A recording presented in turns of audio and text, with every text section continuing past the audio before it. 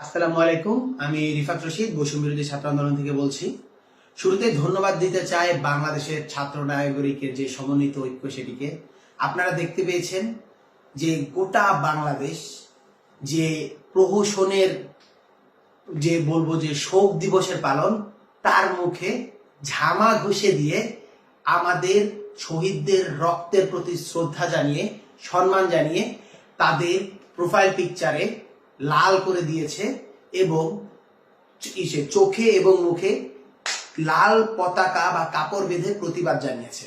স্পষ্টভাবেই একটা বার্তা দেয়া হয়েছে যে এই ধরনের মাছের কান্না, কুমিরের কান্না আমরা মানি না।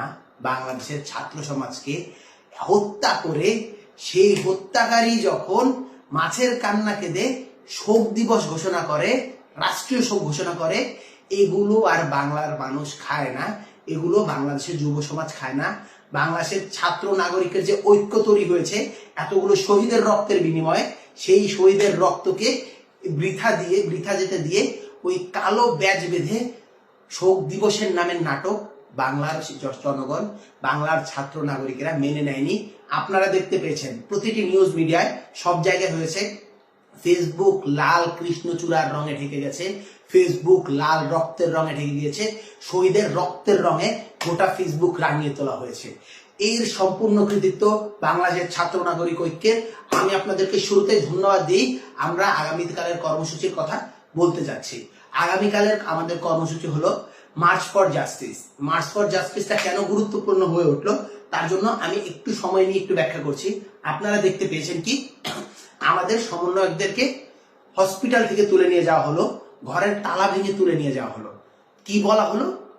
শুরুতে তাদেরকে গুম করা হলো, পরে যখন হলো গিয়া দেশীয় এবং আন্তর্জাতিক নানাবিধ প্রেশার এবং সকলের সম্মিলিত সকলের ক্ষোভ যখন তাদের উপর চলে আসছিল, তখন তারা দেখালো ডিবি অফিসে তারা সহি সালামতে হেফাজতে আছে। কারণ তারা নাকি নিরাপত্তা সংকটে ভর্তি ছিল। তাদের নিরাপত্তা সংকটের জন্য দায়ী কারা? আপনারা। তাদের নিরাপত্তা সংকটের জন্য দায়ী কারা? ছাত্রলীগ, যুবলীগের মতো টেররিস্ট সংগঠন। সেই টেররিস্ট সংগঠনকে না ধরে আপনারা যখন আমার ভাইদেরকে, আমার বোনদেরকে আটক করেন, জিম্মি করেন, তাদেরকে নিয়ে জোর করে প্রেস রিলিজ দেন, তাদেরকে দিয়ে বার্তা বলার, বিবৃতি বলার এবং কর্মসূচি, এই যে এত শহীদদের বিনিময়ে, রক্তের বিনিময়ে যে আন্দোলন প্রতিষ্ঠিত হয়েছে, যে গণদাবি, গণজোয়ার ছুটেছে, সেটাকে বানচালের চেষ্টা করেন, তখন সেটা স্পষ্টভাবে বোঝা যায় এদেশে আইনের অভাব রয়েছে, আইনের যে শাসন তার অভাব রয়েছে। আইনে স্পষ্টভাবে বলা হয়েছে কাউকে যদি পুলিশ আটক করে তাকে 24 ঘন্টার মধ্যে আদালতে উপস্থাপন করতে হবে। কিন্তু এখানে কি বলা হয়েছে? না, আমরা তো আটক করিনি, আমরা কি করেছি? আমরা তাদেরকে হেফাজতে নিয়েছি, পুলিশ হেফাজতে নিয়েছি। বাংলাদেশের সংবিধান সহ পৃথিবীর কোথাও পুলিশি হেফাজতে কোনো গঠনতান্ত্রিক, কোনো সাংবিধানিক বা কিছুরই অধিকার পুলিশকে দেওয়া হয়নি। তাহলে এটা কোথা থেকে নাজিল হলো? এটা নাজিল হয়েছে যখন দেশে আইনের শাসন। আপনারা দেখতে পেয়েছেন মিথ্যা মামলা, হাজারে হাজারে মিথ্যা মামলা দেওয়া হয়েছে। প্রায় 2 লক্ষ আসামি, অজ্ঞাতনামা করে প্রায় 2 লক্ষ আসামির নামে মিথ্যা মামলা দেওয়া হয়েছে।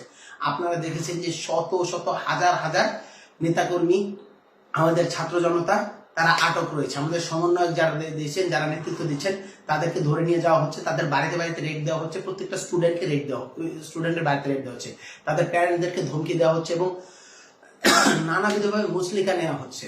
এই ধরনের অন্যায়, অবিচার এবং আইনের শাসনের যে অনুপস্থিতি, সেইটা স্পষ্ট করার হয়েছে এবং তার ফলেই আমরা হাইকোর্ট প্রাঙ্গণে এবং জর্জ কোর্ট প্রাঙ্গণে, ঢাকার আমি কর্মসূচির কথা বলছি, হাইকোর্টের মাজার গেট প্রাঙ্গণ এবং জর্জ কোর্ট প্রাঙ্গণে আমরা আগামীকাল মার্চ ফর জাস্টিস ঘোষণা করছি।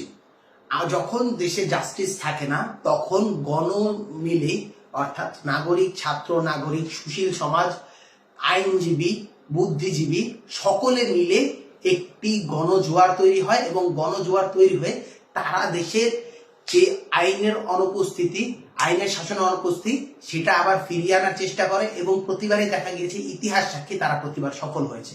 সো আমরা বিশ্বাস করি যে আইনের শাসনের অনুপস্থিতির জন্যই বাংলাদেশে আজকের এই গণহত্যা হয়েছে, এই গুম খুন নির্যাতনের সংস্কৃতি চলছে, সেই আইনের শাসন ফিরিয়ে নেওয়াকে আমরা আমাদের মার্চ ফর জাস্টিস যে কর্মসূচি, সেই কর্মসূচির মাধ্যমে আমরা প্রতিষ্ঠিত করতে পারবো।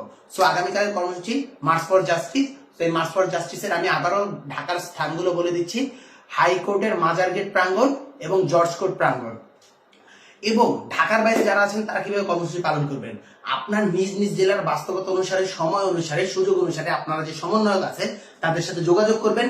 এবং আপনারা সম্ভব হলে আপনাদের জেলার যে জজ কোর্ট রয়েছে, জেলা কোর্ট, সেই জেলা কোর্টে গিয়ে কোর্টের সামনে আইনজীবী, শিক্ষক এবং সুশীল সমাজের সমন্বয় আপনারা একটি মার্চ করবেন, একটি পদযাত্রা করবেন। এবং যদি সেটির বাস্তবতা না থাকে বা সেটি সম্ভব না হয়, আপনারা আপনাদের ক্যাম্পাসের সামনে জড়ো হয়ে একটি মার্চ করবেন। তবে মনে রাখবেন, আমরা কিন্তু আইন প্রতিষ্ঠার জন্য আমাদের এই মার্চ করছি। আমরা কোনোভাবে আইন নিজের হাতে তুলে নেব না, আমরা ভায়োলেন্স করব না। আমরা কখনোই ভায়োলেন্সের জন্য নয়, আমাদের বাংলাদেশের শিক্ষার্থীরা কখনো ভায়োলেন্সকে সমর্থন করে না। তবে যেহেতু দেশ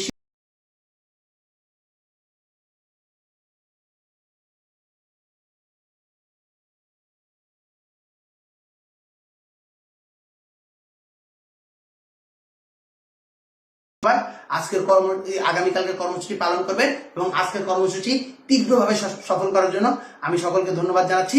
বৈষম্য বিরোধী ছাত্র আন্দোলনের পক্ষ থেকে রিফাত রশিদ।